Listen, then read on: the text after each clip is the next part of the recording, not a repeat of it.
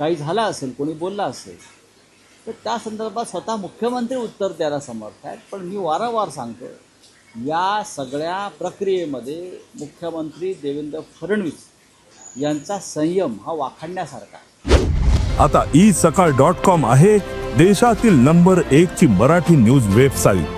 प्रत्येक अपडेटसाठी isakal.com ला नक्की भेट द्या. एक लक्षात घ्या, हा विषय आता मीडियाने सुद्धा फार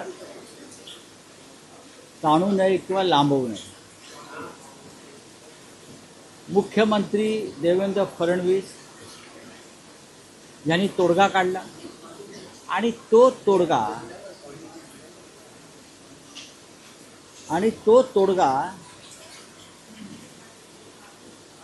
मराठा समाजाचे नेते मनोज जरांगे पाटील यांनी स्वीकारला आणि ते समाधान.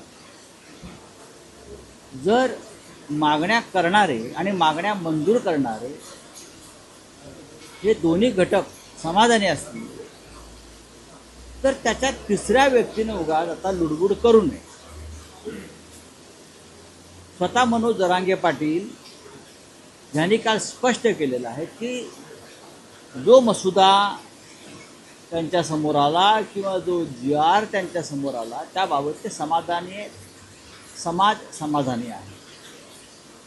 अशा वेळेला त्याच्यामध्ये खुसपट काढून, वाद निर्माण करून, तेढ निर्माण करून कोणाला काय मिळणार? महाराष्ट्र या क्षणी शांत आहे, मुंबई शांत आहे, सर्व समाजामध्ये शांतता आहे. लोक पेढे अजूनही खात आहेत, खाऊ द्या. आता त्याच्यामध्ये हे नाही, त्याच्यामध्ये ते नाही, त्याच्यामध्ये पाहतील ना, नेते आहेत, पुन्हा आंदोलन करू म्हणतायत.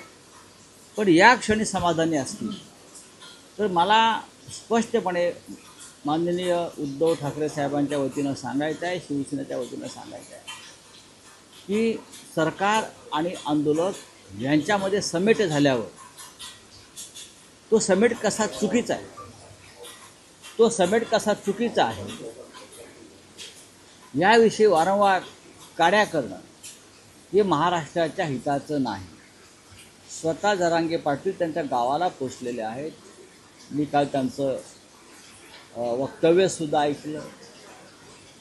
तर त्याच्यामध्ये आता उगाच ताणाताणी करण्यात अर्थ नाही. महाराष्ट्राचं नुकसान त्याच्यामध्ये. OBC समाजसुद्धा त्यांच्या मागण्या मान्य झाल्यामुळे तोही समाधानी दिसतो आहे, मराठा समाज समाधानी दिसतो आहे.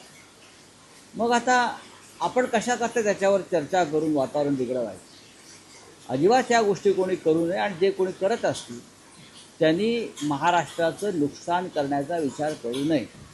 नाही, पण राऊतसाहेब, आंदोलनादरम्यान आंदोलकांचे नेते किंवा राजकीय नेते यांच्याकडून वापरली गेलेली भाषा याबद्दल अनेक प्रश्न उपस्थित झाले किंवा वाद निर्माण झाले. या आंदोलनानंतरही जी भाषा केली जाते, विशेषतः काल जरांगे असं म्हणाले की जर आम्हाला मुंबईत येण्यापासून रोखलं असतं तर आम्ही वर्षावर जाऊन मुख्यमंत्र्यांना धुवून काढलं. मग त्याच्यावरती माननीय मुख्यमंत्र्यांनी मत व्यक्त करावं. मी कशा करते व्यक्त करू? किंवा त्यांच्या पक्षाचे एवढे मोठे मोठे प्रवक्ते आहेत, वजनदार, जोरदार, हा त्यांच्या पक्षाचा विषय आहे किंवा सरकारचा विषय आहे. त्याच्यामध्ये मी मत व्यक्त करावं आणि एक वेगळ्या दिशेला हा विषय न्यावा असं मला वाटत नाही.